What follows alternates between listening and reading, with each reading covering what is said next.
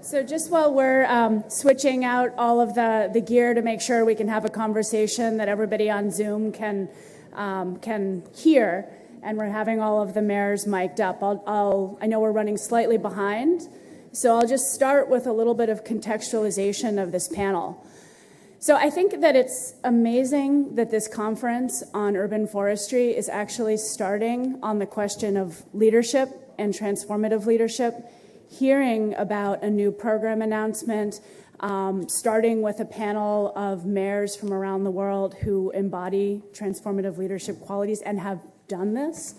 And I just want to emphasize that we're in this context of looking like we're underway, we have a day full of science on the impacts. We have examples to learn from. We have tactics that are being shared among this group. I heard them at dinner last night. I heard them in the hall outside.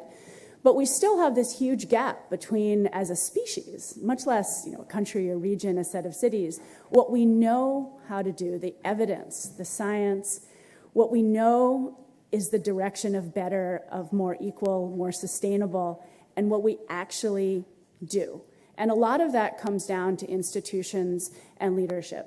So I just want to welcome a panel of leaders onto stage.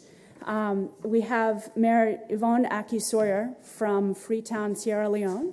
She gets the prize, I think, for the number. Mayor-elect Aki-Sawyerr gets, and we can talk about the elect part, but Mayor-elect Aki-Sawyerr gets the prize for the most number of trees planted. 1 million trees. She can talk a bit about that program. In addition to the first wastewater treatment plant, a transformed Freetown plan, 11 sectors, 19 goals, a lot happening in Freetown. We have Mayor Vallo from Bratislava, an architect I feel like I'm introducing, like I'm on a game show or something. It's like they're all winners. An architect with an emphasis on public space who's won the World Mayor Future Award for shifting Bratislava into a more green and compassionate city. Mayor Anastasakis, I hope I didn't butcher the syllabuses. I actually practiced that this morning from Heraklion, Crete, hopefully soon to be from the regional government of Crete. Civil engineer who has successfully pedestrianized and created space in the center of Heraklion. And if you look at Google travel reviews, you'll see that a couple of years ago, there's this question, is the city center of Heraklion a nice place to be? What is this? Some people complain. To now, it features in one of the top 10 things to do in a city that does not lack for competition with the city center. So advisors, transformative leadership. And we have Mayor Justin Elicker, Mayor of New Haven, who many of you, thank you, and thank you for hosting, who, among many other achievements in what is, we all know, is a fairly difficult time, has set up the new city office on climate and sustainability. So I'm not going to, we should all clap for that, by the way. I'm not going to take up any further time, but just to set a little bit of the context. So we did have a little bit of a dinner rebellion yesterday in which we decided to try to have more of a conversation than a series of presentations. So we still will start with an opening set of remarks by each of the mayor, and we'll go in the reverse order of introduction, starting with Mayor Elicker as our host. But the big question, and we have all the slides lined up, so they're available for use. I'm encouraging us to all follow these examples that have been said in minimizing use of the slides, but also to really focus on this question of how to initiate and sustain positive transformative change. Not just the achievements, but how do you bring people together to initiate and sustain these changes to close the gap between what we know we should do and what we do at scale. So the initial instructions for speakers were about 10 minutes as opening. What I'm going to ask is you keep it closer to 5. I'm going to set an alarm for 7. I'm wearing clogs. I'll stand up and I'll kind of tap my foot if you really go over 7 to 8. I do just want to make sure we have time for a conversation and also for Q&A from everybody who's in the room and elsewhere. So over to you, Mayor Elicker. Feel free to use the slides or converse. All right. So you were looking at me the whole time you said keep it short. I was looking wrong. So I get it. But thank you everyone for being here, and to the organizers to gather together a huge group here, but also a ton of people online as well. And I wanted to start by saying we just have in the city of New Haven an incredible team. And it was mentioned about the creation of our Office of Climate and Sustainability. And we have Steve and Max here, who Steve's the head of the office, and Max is the powerhouse behind Steve and the work that you have done. We have Sandeep Isola from Transportation, Traffic, and Parking. And then we have Annie Mixel, Giovanni Zinn, that have worked very hard on sustainability issues too.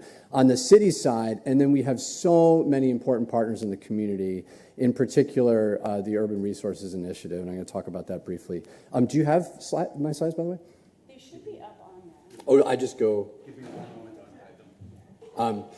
And if you excuse me, we had a big election this week, and so I'm a little bit rusty on, or I'm a little bit exhausted.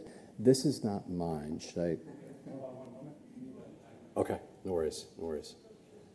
It's good to be back home, by the way. I went to the Yale School of Forestry back in the day. Now the School of Environment, and it is always great to be in this room. So I'll just dive in. So the city of New Haven, we have a goal of net climate zero impact by 2030, which is a lofty goal. And we have assessed the overall climate impact of different emitters in the city of New Haven, and you wouldn't be surprised at the majority of the emissions, right? The majority, around 70%. There's my fancy slide. Here we go.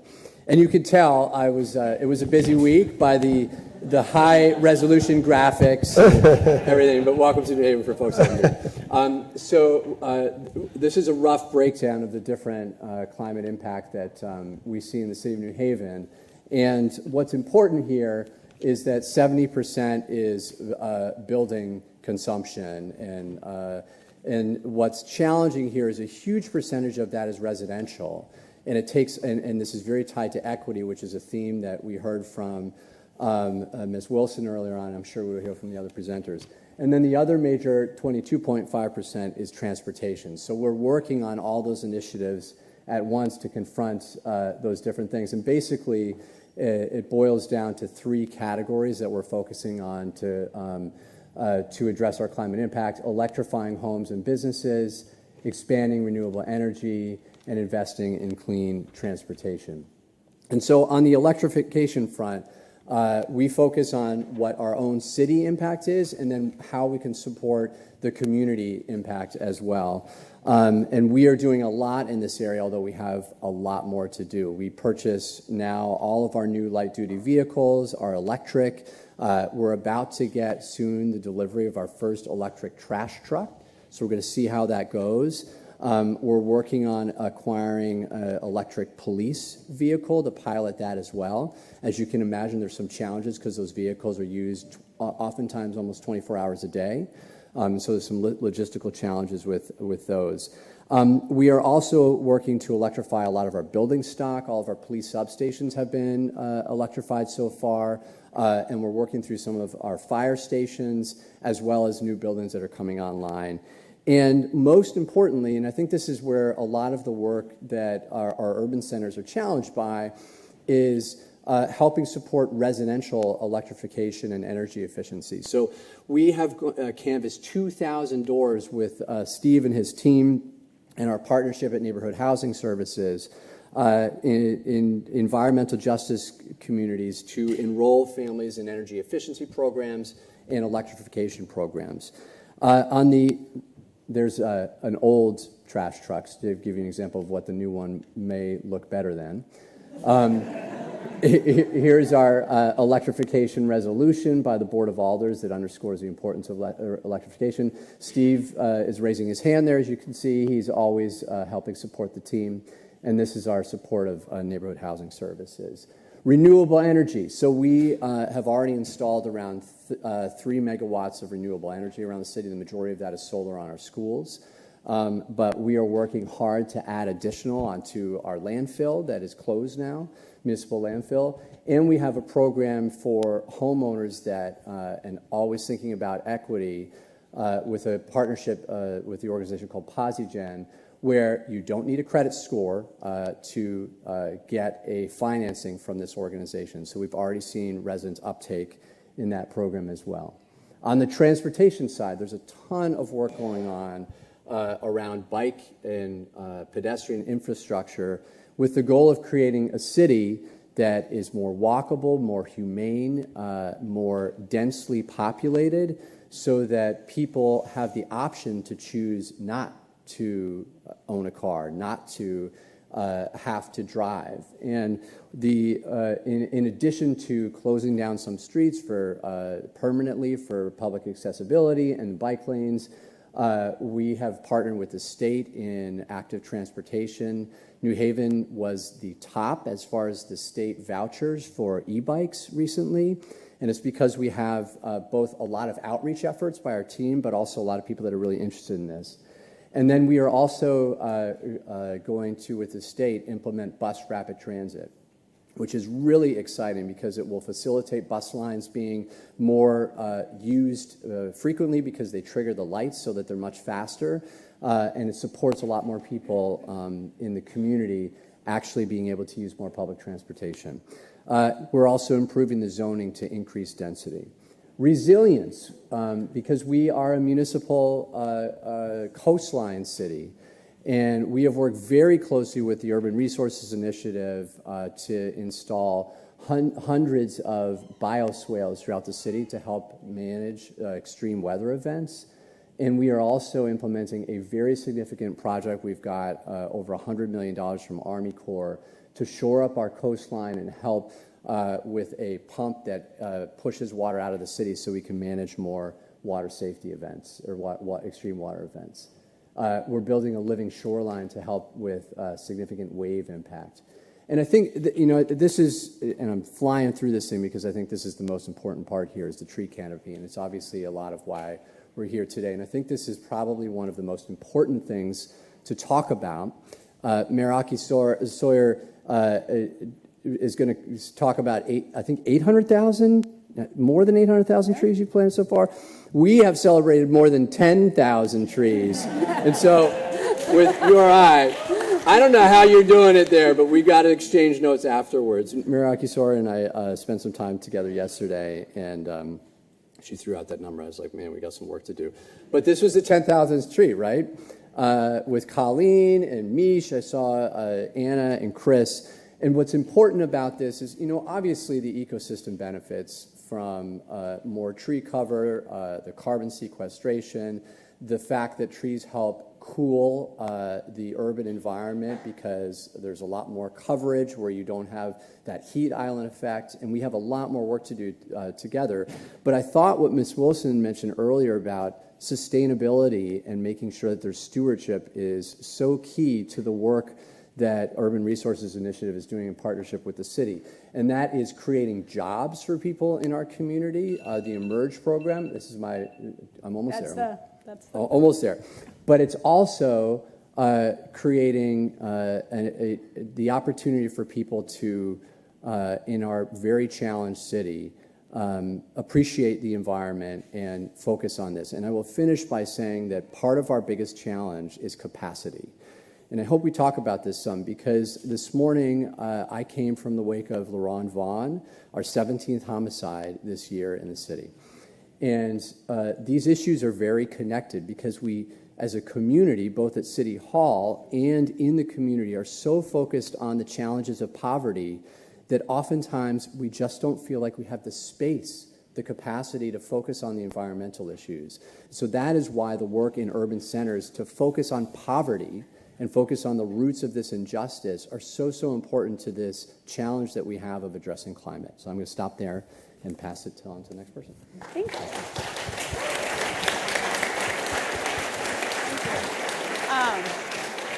And I'm just one thing, I think that's a great place to move on to the next panelist, but I'm also will come back for your reflections on how some of these changes were initiated and sustained, because it's very impressive, but I think your reflections on what was the hard part of the transformative leadership part would be great. So we'll come back to that. Thank you very much. Yanis, if you'd like to use that mic, you're mic'd up here. If you prefer to stay in the chair, whichever is more comfortable for you. Thank you. I will use this. Great. And your slides are also up if you do want to use. You said you wanted to use Maybe, 2 of them. maybe Not some. that I'm encouraging it, but pictures are great. Okay. If we upload it, They should be actually following right in the slide deck, is my understanding. So if you move forward, it should go right to yours. There we Here. go. I must say that I used a very sophisticated artificial intelligence application to create the presentation. That was what it gave me. So I want you to see what are the possibilities using artificial intelligence. You can see that I erased the plant more trees because we had some good results, some thousands of trees. And yesterday I met Yvonne and I learned about the 1 million trees program. So no, I won't say anything about planting trees. So let's talk about my city. This is Crete with a sophisticated circle, the red one, and Heraklion in the middle of Crete, one of the largest islands in the Mediterranean, 620,000 inhabitants, and Heraklion has 180. We are the flagship of tourism after Santorini and Mykonos, you might know, with more than 4.5 million of international arrivals. And we are very proud about the TripAdvisor reviews of 2022 and 2021. Second after Rome as food destination, and third as sea and sun after Acapulco and some other exotic destination. So, birthplace of the Minoan civilization, the first European, and we are one of the vibrant cities of the Mediterranean. Some mega projects are on the way, the new Cretan motorway and new international airport, but I need to be honest, Heraklion is highly dysfunctional, tens of thousands of illegal houses, lack of green spaces, absolutely no urban planning, one of the smallest percentages of green areas per resident. We have achieved to be on 2 square meters per resident. We started at 0.8 20 years ago. We have some major issues connected with the climate crisis, frequent flooding, coastal corrosion, structures degradation that cannot be upgraded because of the absence of urban planning. We are locked in an urban planning that is 90 years old, and some disobeying mentality of the people. It's a coin with 2 sides. We are very, how do you say, courageous and bold, but on the other side, we are hard to cope. We don't obey rules. I'm honest, I promised Karen that I would say truth and only truth. So, some climate change challenges, as I said before. Urban heat is in Heraklion, of course, July 14th. That's the story by Nectarios Chrysoulakis, almost 30 degrees, 11 in the night. We wanted to say something big about climate change without telling the people, because the story is that people are very skeptical about big words, visions. So we decided not to announce anything. Small stories, small wins, and behind the scenes, something big. Allegories. It's like Jesus. So, short stories, simple ones for the people to reveal a bigger truth. So we decided to invest in green areas, in improving energy efficiency, renewables, regeneration of public space connected with sustainable urban mobility, and of course, raising awareness for the general public to make scientific terms simple enough for people to understand. If we have 3 minutes, we will close with Ithaca. That was the first thing to think when I started 10 years ago, being a vice mayor, because it was a long journey. I will give you a surprise at the end. So how we thought? We wanted to improve everyday life, because if you don't do it, then you will be rejected by the society. As I said, they are not very fond of big visions. But on the other hand, we wanted each step that we made to be part of a small piece of a greater picture. So we had specific time and specific amount of money. I proposed the mayor, and he voted for that, to connect all the relevant public works at the city center in a chain, so that it would be obvious for the people that we do something. What is the identity of this municipal authority? So we started with the renovation of the largest park, the largest plaza, and then the main commercial avenue of the city that we intended to make it a pedestrian zone without telling it, and I will give you some hints about how we did that. And then you can see this medallion, this green belt circulating the city, is the Venetian walls, the largest fortress standing there for 400 years and more. 35 hectares. It can be a solution for many, many things, from culture to green spaces. So we have enough progress for renovation of buildings, 76, City Hall included. And I will give you some visions about the renovation of the city center. And a short story. We knew that society was not ready for pedestrianizing the main avenue crossing the city center. Okay. So it was a chess game. We started without saying that we would do it. We said, okay, we will put some new materials, pavements, local stone at the street, but I proposed a change. No pavements, no heights, no height difference. And they asked me why. Because it's more convenient. If we want to do a feast or something, we don't want people to have this obstacle. Okay, we leveled everything. And we started the discussion by using a technique. We provided a free service of park and ride outside the city, from west, east, and south, to the city center. Every 15 minutes, people in Heraklion didn't use public transport. If we could, we would park outside every store to have a souvlaki or something. I did it myself, but 20 years ago. So when the project started, people started to like it. In the beginning, it was chaos, because we had to deal with all the shops that we needed to keep open, and it was a very difficult equation.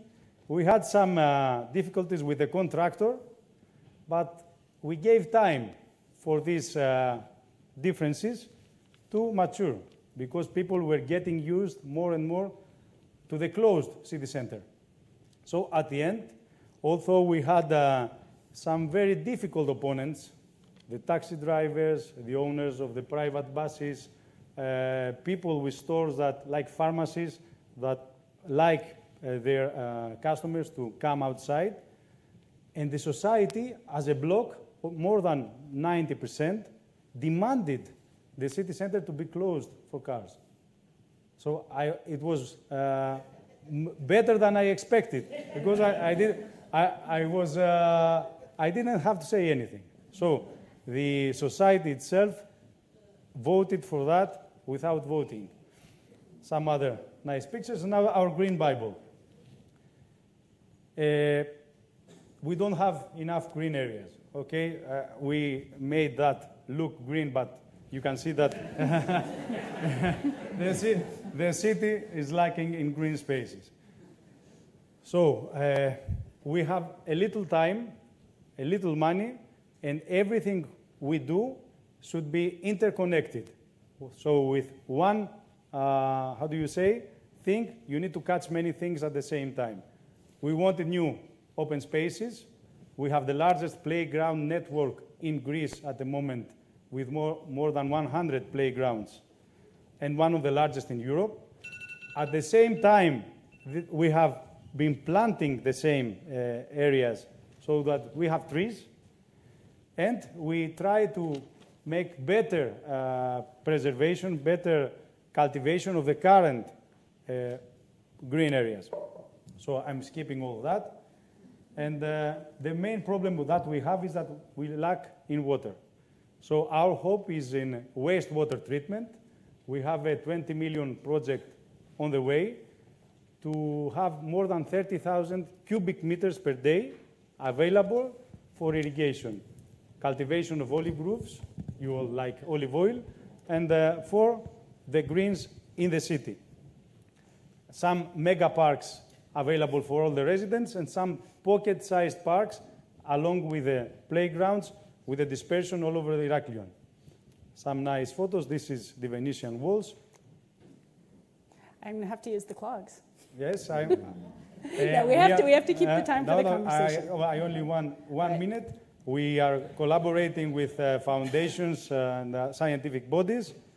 This is the dispersion of pocket-sized parks all over the city, the playgrounds, and some good results. We have a reduction of 30% in CO2 in Heraklion because of the pedestrian zones. But that's the stress-free years. Thank you very much.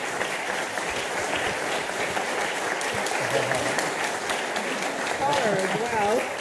And this is a man who's now running for regional office as well. So I have to say, but I think we're getting some interesting and diverse implicit advice on transformative leadership. In one sense, it's making sure to center and keep an eye on some of these bigger topics around sustainability in the face of a lot of other things that are happening. In another sense, it's also letting the small wins be very public and keeping the big plan more in the background. We can discuss some of these contrasting approaches to leadership in the time after the initial presentation. But I want to turn over the mic, whichever, the lapel mic or the standing up mic, to Vallo from Bratislava.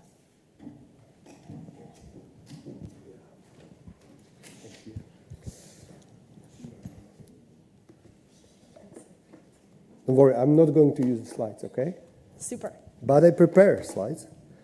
But by the way, just one second. We will be putting up all of the slides on the website after the conference, so people will have access to them. And I don't mean to downplay the slides. I think it's just important to hear from the leaders who are here and have accomplished these on how. So over to you, Vallo.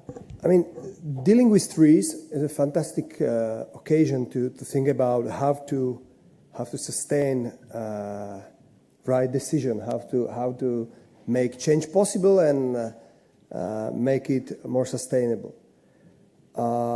We know today that we have solutions. There are so many people, so many institutions, science institutions, schools, universities, cities, finding and dealing with this good solution. The problem, as I understand it as a 5 years mayor, is to implement this solution.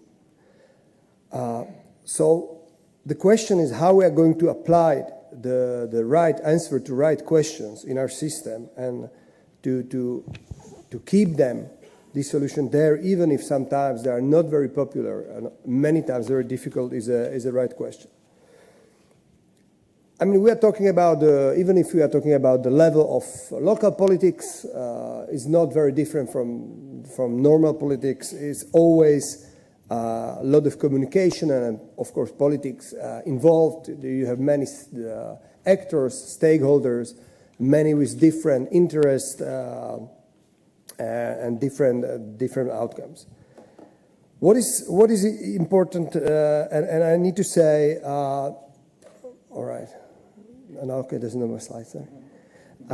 What is important is to say that in the case of trees,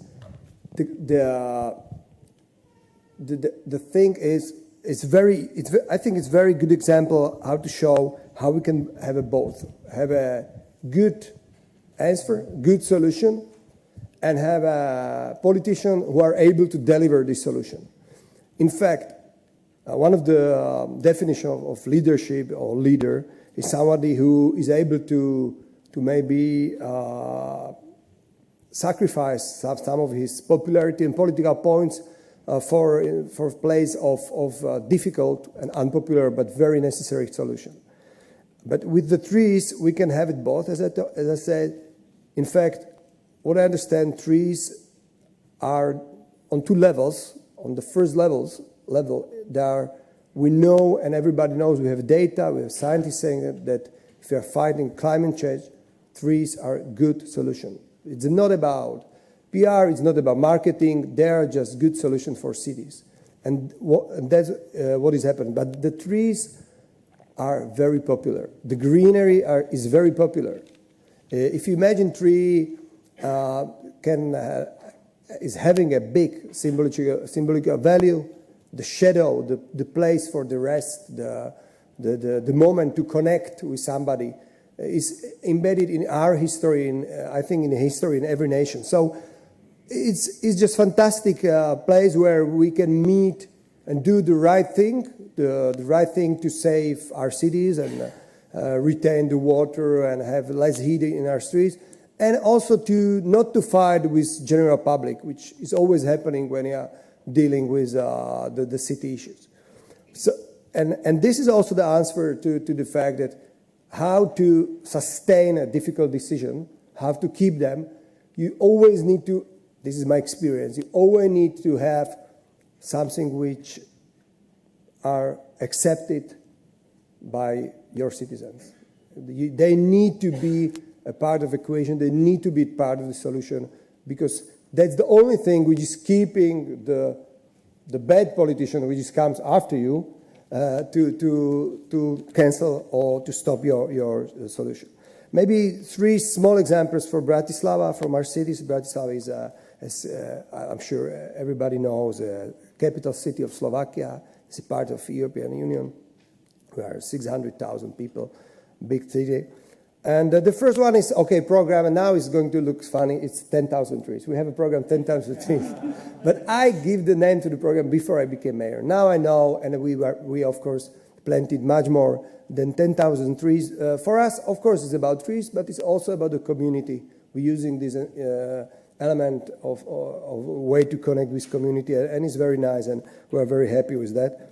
The second thing, which is connected with trees, we reach agreement with state enterprise, Forests of Slovak Republic, and we're paying them around $400,000 every year to not to cut trees around the Bratislava. We understand it's much easier, much cheaper than to plant the new trees, to pay to the state company which is doing commercial logging to not to cut the 100 years old trees, and we're saving like 5,000 years trees every year, just not to show our Slovak government in a bad light. They're using the money to make the forest more accessible to people and build infrastructure for tourists and so on. And the third thing I want to say is very small thing. It's like everything is happening in small parts. Are the green islands. We are making traffic islands green. You have so much unused space. The traffic shadows is the name, which are just the concrete. We're just doing it all green, retaining water there, and it's 100 square meters plus 100 square meters. And in the last 3 years, we are more than 10,000 square meters of asphalt or concrete, which are changed in the green space, and they are very popular. So you against retaining the water, you're having more greenery in your city, and people are just loving it. So this is my part. I still have time? You still have time. Can we just stay in silence? You have 3 minutes left.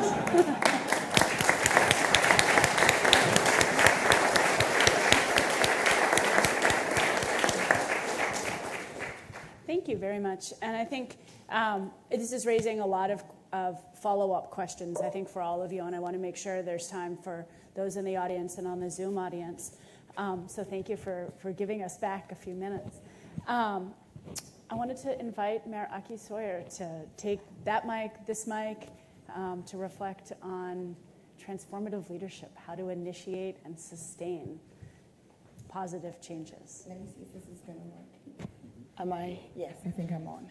And just to reiterate, I think everyone has tree envy, but there's much more that's happening in Freetown. Yes, and actually, you know what? This is weighing on my dress, so I'm going to take this.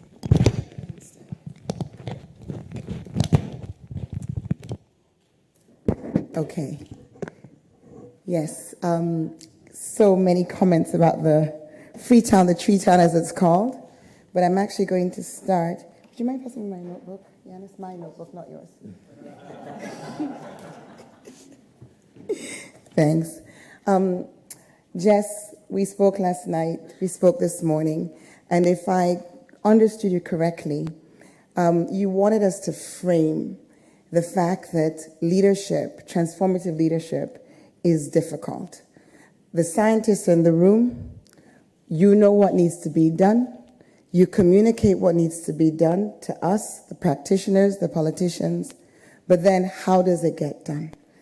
And even for those of us who, like myself, came into politics because of a passion to change, I'm from the private sector, but ran for office in 2018 because of climate change. The how is the tricky bit, and I don't think any of us here have the answers, but perhaps we can just share with you, as I'm going to do, a little bit of our journeys, the way we approached it. So I came into a city, the city of my birth, but then it was, we've got some people here from sister cities, New Haven, and from Sierra Leone as well. And they visited. And I remember Althea saying to me that when the first time she went, the population was 500,000. It's now 1.5 million people. And it's estimated to be 2 million people by 2028. And we've seen a huge explosion in our population. And we have the same problem you have, but with more people, no urban planning.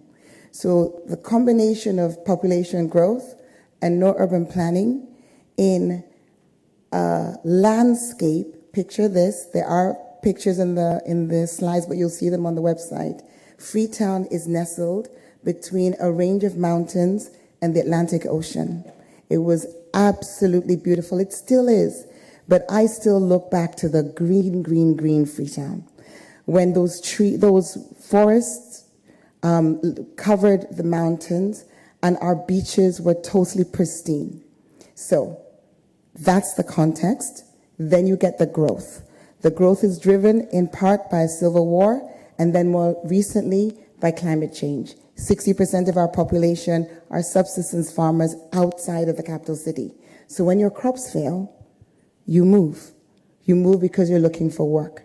And if you come into a city where, for political reasons, which we won't go into, there is no urban planning, then it's really a recipe for the growth of informality and the increase in vulnerability. So with the slopes, it means with deforestation, because people are looking for a place to live, they're going to cut the trees down and make their own accommodation, no matter how informal it is. So you get the risk of mudslides, the risk of landslides. And in August the 14th, 2017, there was a landslide that lost 1,000 of our residents in less than 5 minutes. So that's kind of the context. Flooding on the coast, severe heat from the deforestation. And in the light of that, somebody comes up and says, I'm going to be mayor, having never been in politics in my life. Crazy thing is, I campaigned on that, and people still voted for me. So I came into office in May 2018, and we developed a 4-year plan. It became 5 years because our term was extended by a year, called #Transform Freetown. 11 priority sectors, 19 specific targets, and 4 clusters. And within those 11 priority sectors, our number one was environmental management. And our ambition, and this is the thing about transformative leadership, sometimes you just have to be bold. You have to look at something and say, we are going to do this. But I believe for transformative leadership, you also have to be collaborative. You cannot lead. You can lead on your own. You're not going to go very far. You need to take people with you. So we set up focus groups. We had 322 focus groups in the city, and we engaged 15,000 of our residents. And we talked about what we were going to do in Transform Freetown. Of course, if you're talking to people in community, they're going to talk about their own issue. So we have a problem with our school. There's no water here. We want a new market. So you need to marry that, we found, with that bottom up with the top down. So we also held technical sector working groups for each of our 11 sectors. And we did those with about 600 professionals. So you get the helicopter view as well, the solution setting view. Putting those two together, the day that we had this session on environmental management and we're setting our target, we said we want to increase tree cover in the city because of those problems that I just outlined at the beginning by 50%. We didn't know what the baseline was. We didn't know how many trees there actually were. So how could we then decide that that was a 50%? And there was this discussion, and I said to the team, we're going for 1 million trees. And they're like, Mayor, no. I was like, yes, Mayor, yes. We're going for 1 million trees. And it caught on. We knew we had to get the data after, but we needed something that would generate excitement. This was done in January 2019, and we spent the next year kind of putting that to one side and trying to figure out how we're going to make this happen.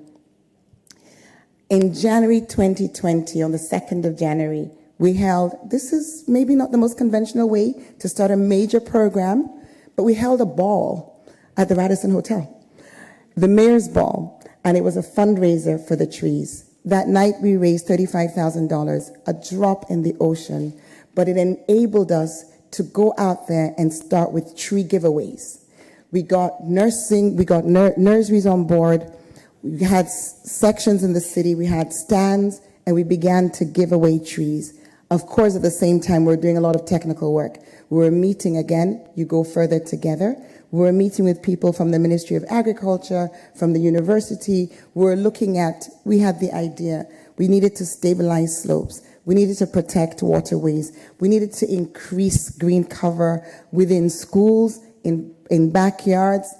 So we designed a program, and we were fortuitous. Sometimes leadership just needs some good luck as well.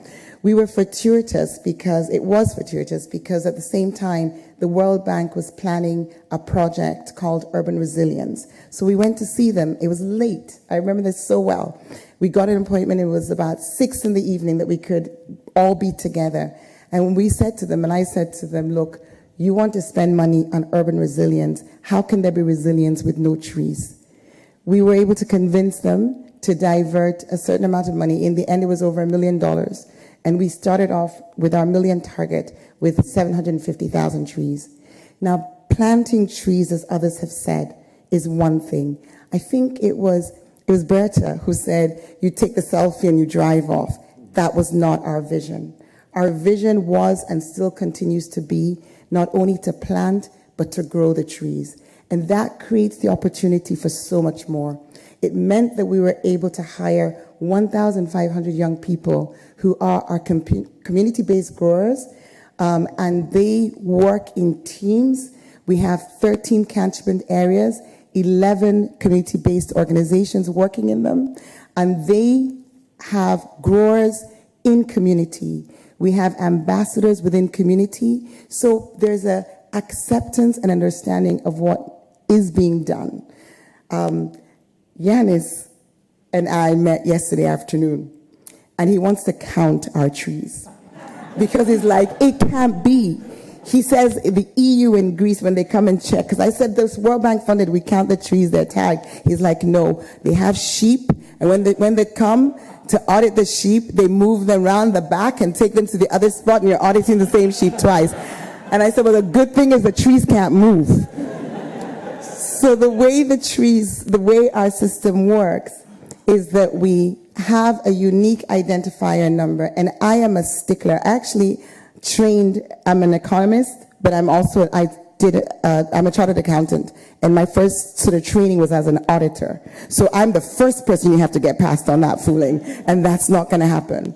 So each tree has a unique identifier number, and the way, I'm going to wrap up really quickly, and the way that this, we monitor the trees is that, and I do have a slide that shows the system.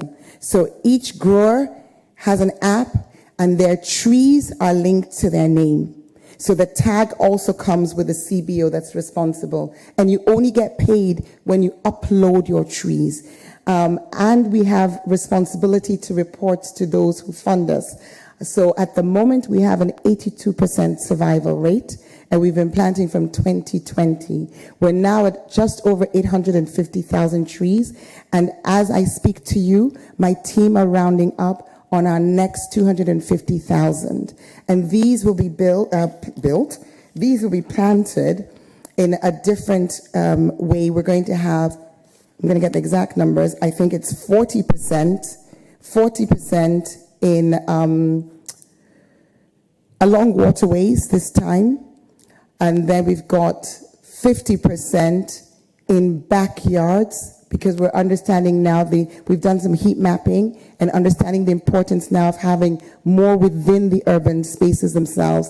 And the final 10% will be in a specific area, in an area called York, where there was a landslide recently. So it'll be there to stabilize those slopes. So I'll end by saying, moving forward with these ambitious targets, which we must do, not only with forestry, but in all areas where we're addressing the challenges of climate change, it's not easy, but it's very doable.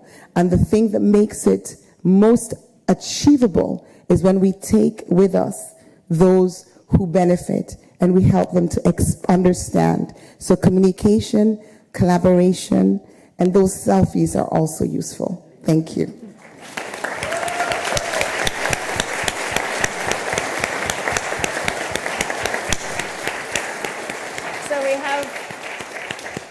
We have our own unofficial kind of social media starting. I hear there's a TikTok in the making with Yanis and Heron. I'm not on TikTok. My son is, and I'll have him check it out for you. But I will get on TikTok. Maybe.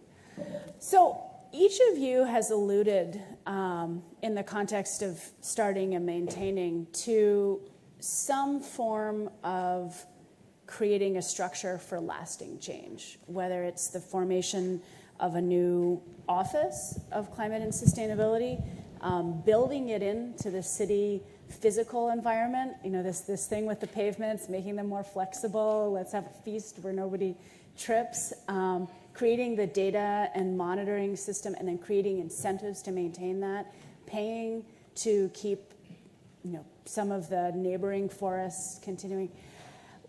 If you had to hone in on advice for people in the room about the maintenance part, the longevity part, the part that happens after you've left office, what would be your advice for keeping the transformative leadership from reverting back or dissipating? I'd love to hear reflections on that from each of you, and we will then open up to questions from the audience.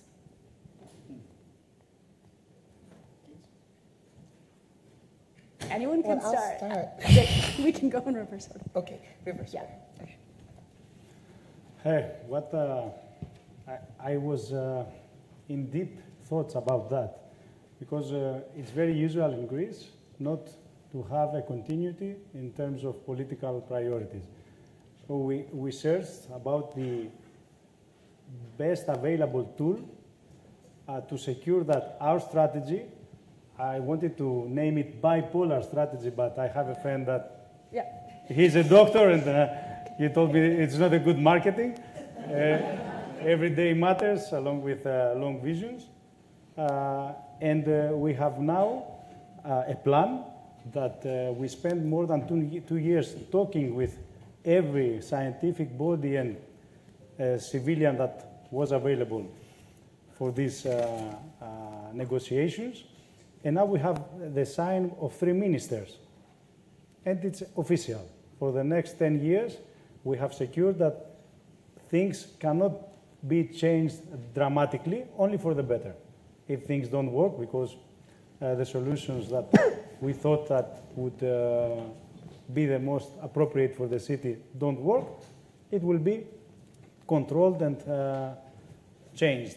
But I think that's the best idea, to have an intense discussion with the society and the bodies, the relevant bodies.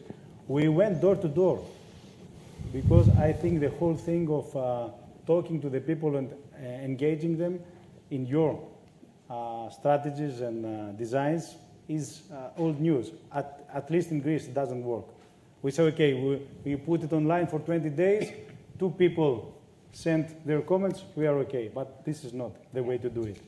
You need to go on the street, door to door, small stories, explanations, and for the critical bodies that we wanted to involve, we told them, we will give you money from this strategy. You will have to do some works. So come. It's obligatory. In some ways, it's building outside of formal institutions. I mean, you have the formal institutions with the minister's signatures, but it's also building that social exoskeleton of people who are invested and like the changes that have been rolled out. So that's tactics, so people who are thinking of the longer run. Is my mic not on? Oh, sorry about that. I'll move my mic up.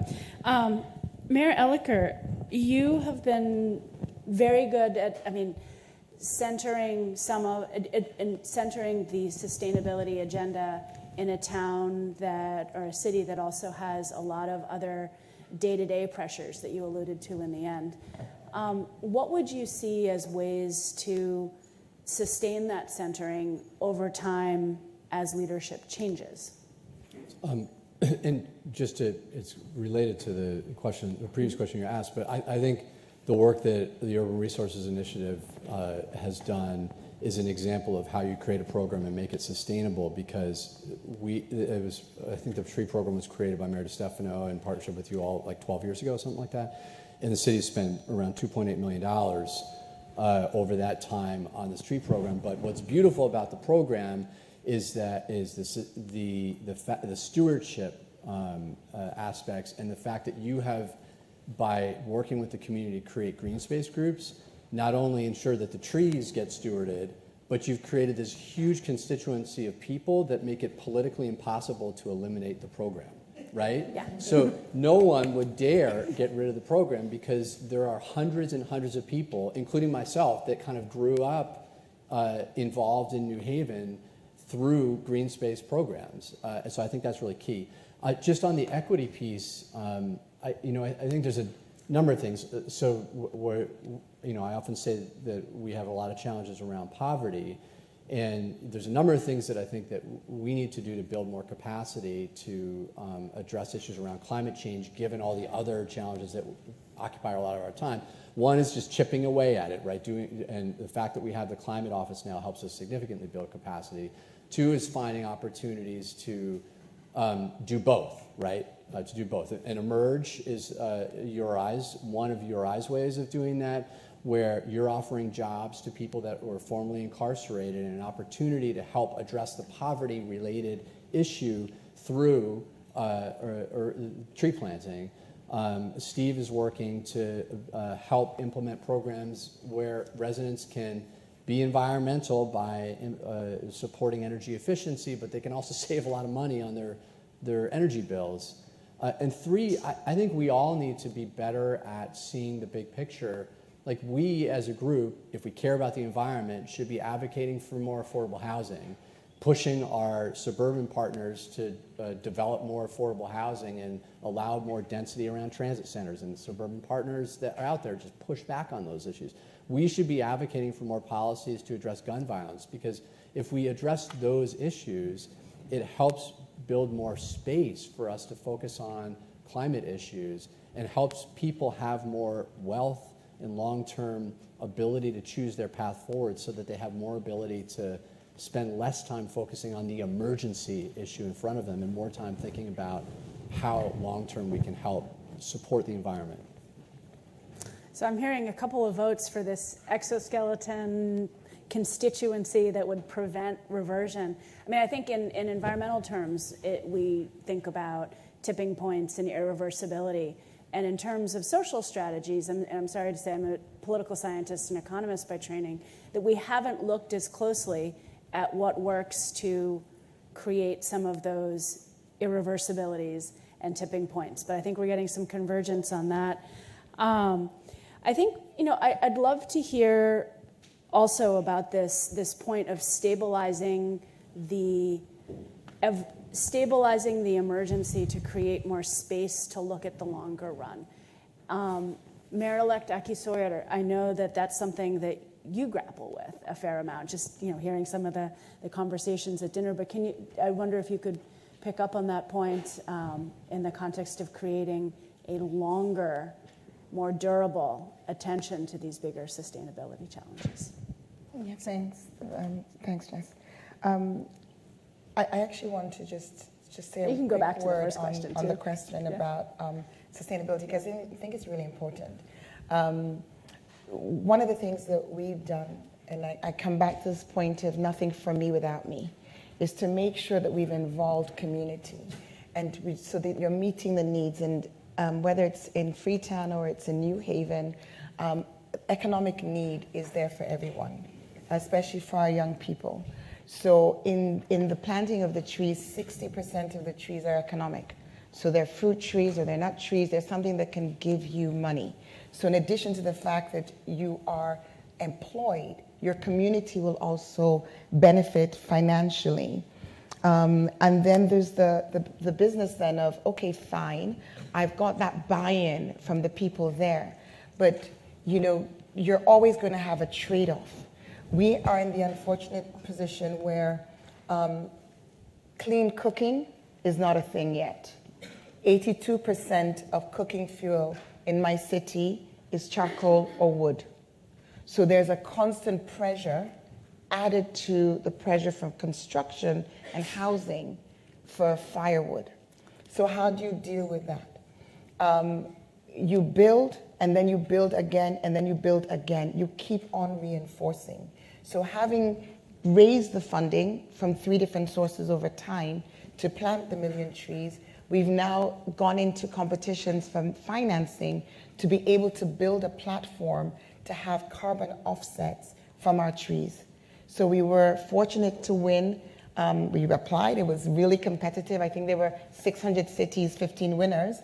But we won the $1 million from Bloomberg Global Mayor's Challenge in order for us to use that to build that trading platform, to be able to measure the sequestration from the trees, to be able to have the systems. So that builds in.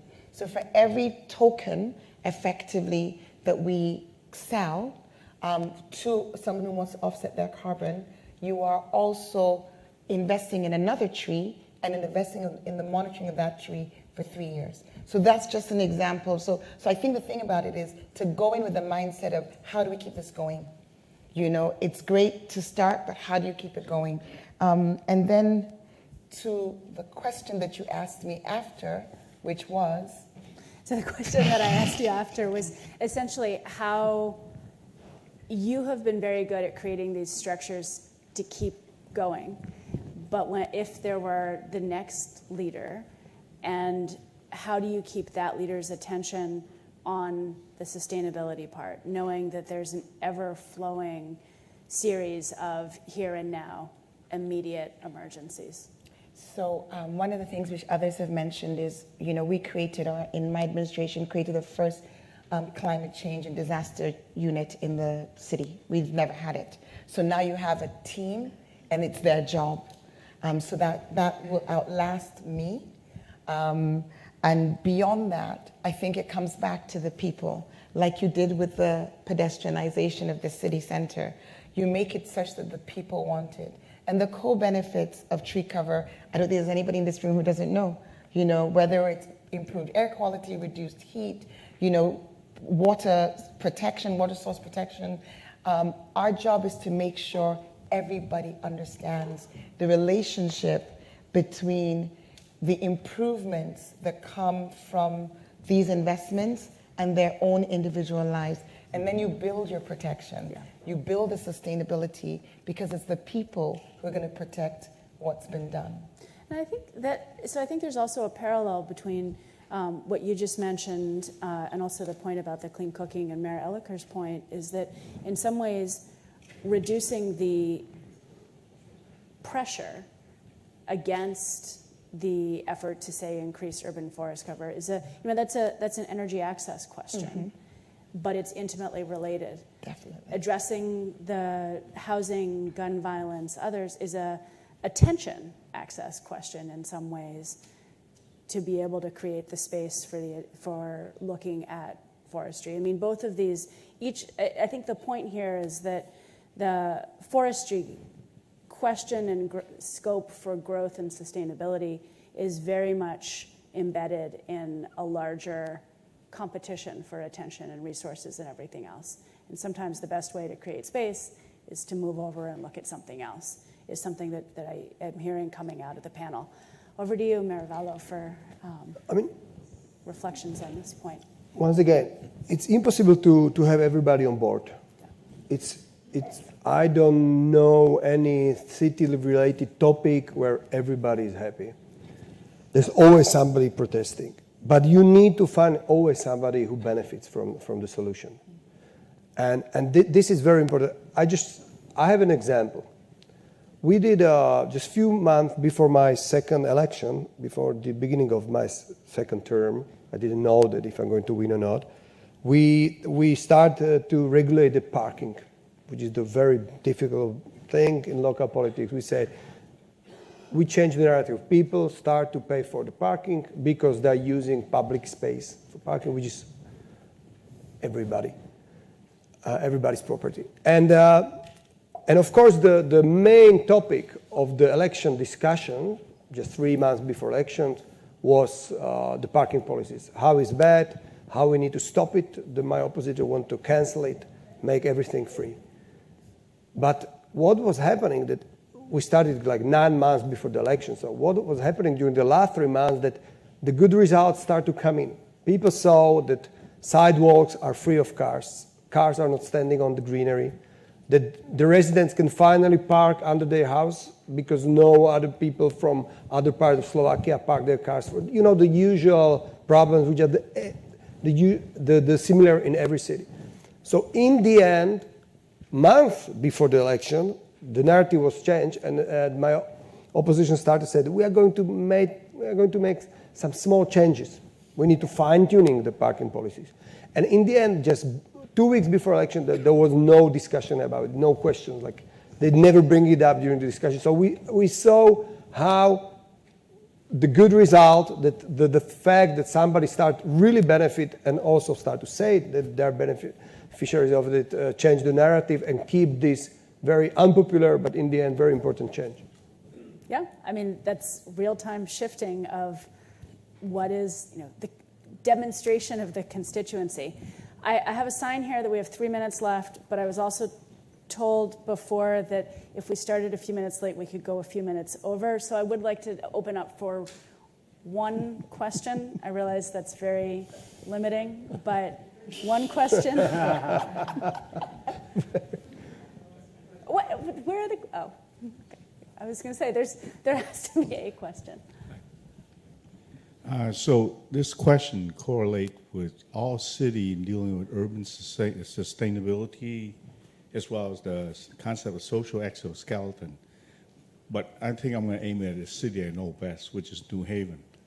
Okay, so we are facing gun violence, urban poverty, and as we're trying to revitalize the city, we're facing gentrification. So, and now that so one of the solutions to that is actually to direct our population, especially our youth, toward STEM workforce development. That's one of the solutions.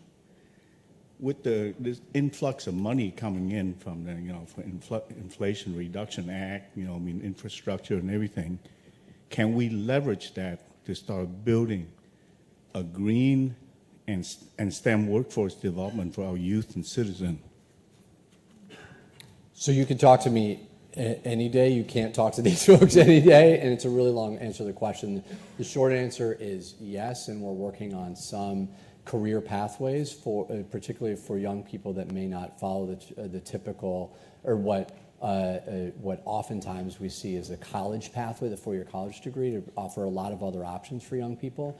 And so we're working on that. And by the way, I love that you're dealing with parking issues in Bratislava too, because parking issues is just like, I think probably most cities is where people get really. But let's talk afterwards, because there's a long answer to your question. Thank you. So we'll have to take one more question, if anybody has any. And I don't know, Karen. Karen had a very enthusiastic 2 hands. Karen, you get the last question. Okay. One take-home message for everyone in this room from your time in office to get things done with regard to forestry. One take-home message to get it done. One message. I would say connect your vision with something that has to do with a small need of the individual. You gain trust, and then everything is easier, and you have time. If you don't solve a specific problem that will make one people's life better, then you won't have the chance. If it's complicated, it's rejected. I mean, for me, is the decision making based on scientific data is more important than your popularity. That's the outtake. That's the political popularity. Must be more important than political popularity. Freetown to Treetown. Make sure that your focus is not just on planting, but on growing. When you grow, you create jobs. When you grow, you get the co-benefits. When you grow, you build a vision, and people have more of a sense of what's possible. We said 1 million trees, and it's happening. Before the end of this year, they'll all be in the ground. 82% survival is not bad going. And with building the sustainability model now, with the carbon offsets, we can see this expanding. We've got an even more ambitious target. We want 5 million more trees by 2030.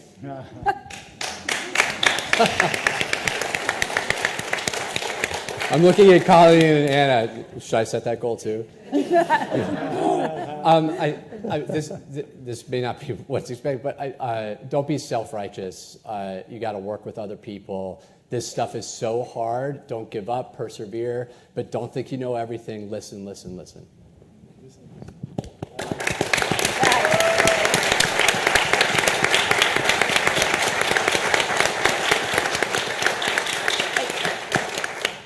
Thank you all very, very much for coming, for attending, and for being willing to share your experiences as well as your achievements. So, thank you. Thank you.